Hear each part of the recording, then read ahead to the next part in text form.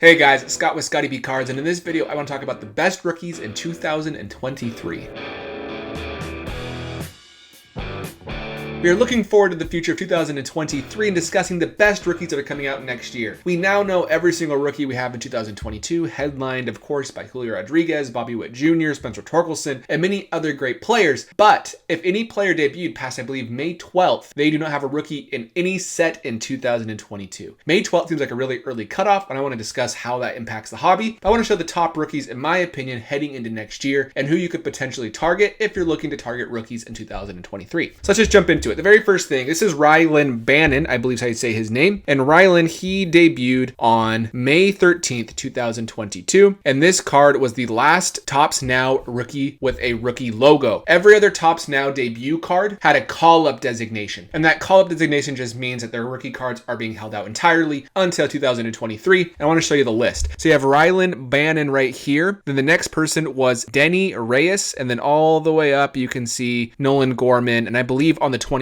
was Adley Rutschman's rookie debut. So you can see a lot of great rookies barely missed the cutoff that we'll show in a moment, but this cutoff date was May 13th. So if you didn't debut before May 13th in 2022, your cards are now held over. So let's talk about the best rookies from 2022 after they debuted. They will now be rookies in 2023. I imagine a lot of these rookies will have a rookie cup designation as well as the rookie logo on their card because they were good rookies while they were rookies. And that designation of May 13th, I've heard that it's actually because of the Players Association and Major League Baseball asking to hold them out. I've heard that it's Topps just manipulating the next sets to be better. I've heard multiple things. I don't really know what's true, so I'm not going to make any claims or assumptions. But here's Adley Rutschman. He's going to be the most sought after rookie next year. One thing that's kind of tough with Adley Rutschman, however, is he's going to be 25 next year. He's a 25-year-old catcher, but as a catcher, he seems kind of like the first catcher since Buster Posey to be like a franchise-changing catcher who's going to take the Orioles to the playoffs. He's going to be a great player for the Orioles, and he showed a lot of great stuff this year. If it wasn't for Julio Rodriguez and if he was actually able to play a full season, Adley Rutschman would have won Rookie of the Year. And he had great numbers, 5.2 WAR with a 128 OPS plus from the catching position with an OPS over 800. That's really impressive. If you want to look at his projections, this is actually from Baseball's Reference. It says that he's projected to be a 781 OPS player. That could be true with only 12 home runs. I don't believe that, but I do think that these projections generally go towards the mean. And if I had to guess, I would guess Adley Rutschman would beat that mean. And you can see over his percentile rankings, he didn't hit the ball hard consistently, but he had the max exit velocity with red right there, meaning he's in the 71st percentile, better than 71% of Major League Baseball. So he has that potential. He just needs to unlock it and unleash it. And I think because he is heading into his prime, basically from 25 to 30, it's going to be a really good time for Adley Rutschman. Is he someone you should buy? I don't know. I just think he's going to be one of the top rookies heading into next year, and he's going to headline a lot of products and command a lot of money in Topps Series 1 because he did debut May 21st, 2022. Next up is Michael Harris. I've seen a lot of upset Braves fan for good reason that Michael Harris, he won Rookie of the Year this year and still did not have a Topps rookie card. If you look at his numbers, he's actually very reminiscent. I should have pulled this up and made a comparison. I have in the past to Jason Hayward. Jason Hayward is very reminiscent to Michael Harris with the year he had 135 OPS plus, I believe is really close to Hayward's rookie year. But I think Jason Hayward, he didn't have a great offensive campaign after his rookie year, maybe one or two other seasons where he was like a really like, wow, look at his offensive capabilities. I think Michael Harris has the potential to be more long lasting as a purely offensive player. Jason Hayward is a great base runner, a great defender, which had, I think he has like 40 WARs for his career. And Michael Harris is on a great path at 5.3 WAR at his age 21. That is significant, only 21 years old. He's heading into his age 22 season, and he's projected for 16 homers, 15 stolen bases, and 828 OPS with a 290 batting average. That's a really great projection. His prospect rankings heading into this year weren't that strong. I bet you if he would have not lost his prospect eligibility, he would have been like one of the top two. That's how it always works. But right now he's about 46th. This is his best ranking from Baseball America. If you look at outs above average, he was actually a fantastic defender. Top 10 for all center fielders was 7 outs above average, meaning he saved 7 runs for the Braves, which 7 outs above average is very good. That's like probably 90 to 95th percentile. So great defender, great offensive player. He has great skills. I think Michael Harris is going to command a premium next year. After that, I want to show the new mid-season top 10,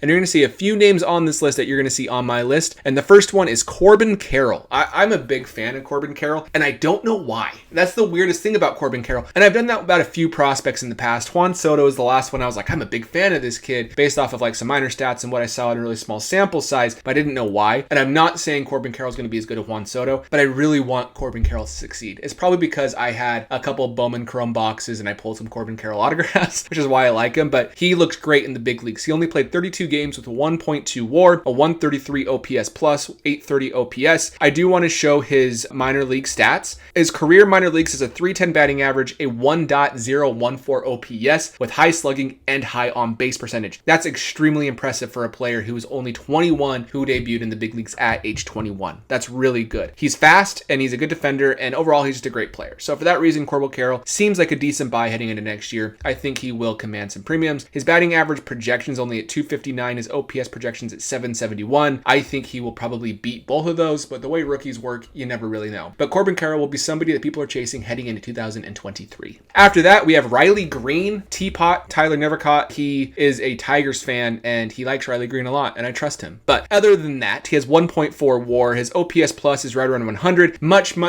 better than his teammate Spencer Torkelson in regards to production. And I think Riley Greene is really poised for a really good major league career. He is 21 this year, had only 5 home runs. He'll get that up a little bit next year when he has a full season. And his OPS plus, I have a hard time imagining it will hover below league average. I think he'll easily beat that next year. But he was supposed to make it with the big league team heading out of spring training or right after spring training. So his rookie cards should have been in 2022, but then he had some injury. I can't remember what it was. It was either like a shoulder or a wrist or something along those lines where he was sidelined for a few months, and then he debuted and he looked really good. In the minor leagues, he has an 855 OPS and he has 291 batting average, 30 home runs, 120 RBI in 198 games. So just over a full regular season for Major League Baseball. So his projections are really low, but I would not be surprised if he beat those projections as well. And the fifth rookie I want to highlight is Gunnar Henderson. That's probably a name you haven't heard very much of. If you're a prospect ranking fan, you probably have heard of Gunnar Henderson, but if you're like me where you pay more attention to the big leaguers, then you probably have heard of him. But he is the number 2 prospect halfway through the year of 2022, and Gunnar Henderson's going to be a name you're going to want to pay attention to with the Orioles. Between him and Adley Rutschman, Orioles breaks are going to be very expensive. He debuted later in the year. He only had 34 games, same with Corbin Carroll, and for that reason, these two will probably have rookies in Series 2. I don't think there'll be an update because it's not an update. We know they're rookies heading into next year. So probably Series 2 for those players, and that'll be a strong set between Corbin Carroll and Gunnar Henderson. I do want to point out as well, only 34 games, 1.0 WAR. He had good offense and defense capabilities. I do want to show his minor league stats. He has an 866 career OPS, 276 batting average for his career in the minor leagues, and 37 home runs for his career. But in 2022, between AA and AAA, he had a 946 OPS with the 297 batting average with a lot of stolen bases and a lot of home runs. So speed, he's a shortstop. All these things really add up together. Speed, power, shortstop as being someone you probably want to look for just because the hobby irrationally loves specialty players like shortstop, center fielders, people who provide more value, especially if they have a high ceiling like Tatis had in 2019. That's why his cards were so expensive, and that's why we see some other players who are so expensive. But Gunnar Henderson is someone you're going to want to be aware of heading into 2023. After that is someone I just like for multiple reasons, Ezequiel Tovar. And the reason I picked him is because he plays for the Rockies, and so I've watched him a lot in the minor leagues. His career OPS plus of 782 is nothing to really impress you, 284 batting average. But if you look at it, his 2022 between AAA and AA,